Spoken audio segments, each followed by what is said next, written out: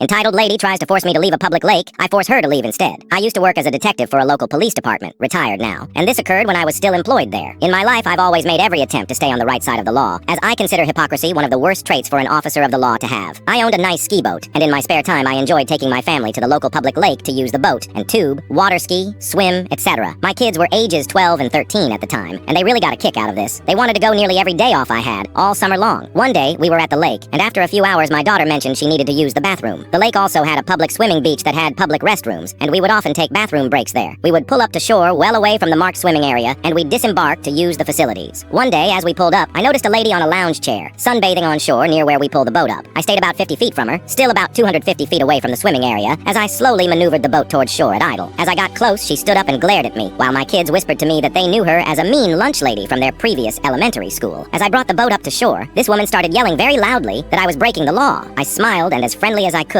I said, "Really? What law?" She continued yelling, saying that I was driving a motorboat in a swimming area. I pointed to the marked swimming area about 250 feet away and asked, "You mean that swimming area?" Logically, to which she replied, "Yes." I told her that I never entered or even got close to the swimming area, and that my boat was right now as close as I got. She said the law prohibits boats from pulling up to any shore. LOL. How do you get in or out of a boat? Swim. And now she was calling her son the deputy who was going to get me in trouble. At this point, I was starting to enjoy this a little, because I thought for sure her son, the deputy, would tell his mom that she couldn't stop me from pulling my boat up to shore. I stood nearby as she calls someone, assuming her son, on her cell. She then reads the person on the phone my boat hull number. It's like a license plate for boats. Then she says, with a smirk on her face, "My son is going to order you from the lake right now." And what happens next shocked me. This woman calls me by my full name. Then she hands me the phone. Now, I should say, what has just happened is a clear, very clear violation of the law. In my state, it's known as a lien violation, and police officers and deputies are very often charged with this crime. I read about it several times a year. If an officer uses his police computer to divulge personal information, say a deputy tells his mom the name of the registered owner of a boat that she is having a disagreement with. For example, it is a crime, no ifs, ands, or buts. Every cop knows this, so as I take the phone, I immediately say, "Who is this?" I hear, "This is Deputy so-and-so of the Beesua County Sheriff Office," and I immediately interrupt him and say, "Deputy, do you know what a lien violation is?" Several seconds of silence. I say, "Deputy so-and-so," using his real name, of course. "Are you still there?" He says, "Yes." So I again say, "Deputy so-and-so, let me ask you again, do you know what a lien violation is?" He stammers out a reply about boat hull numbers and public records or something. I said, "Nope, that's not what a lien violation is. Since you don't know, do I need to remind your supervisor what a lien violation is?" Again, silence. I then said, "Tell you what, I'm going to hand this phone back to your mother. Then you're going to tell your mother to leave this beach right now. Then we can all forget this ever happened. Understood?" Long silence. "Understood?" He does a long exhale and says, "Yeah, okay." I hand the phone back to his mother. She whispers into the phone for a few seconds, then angrily snaps her phone shut. Without making eye contact, she packs up her stuff and is gone.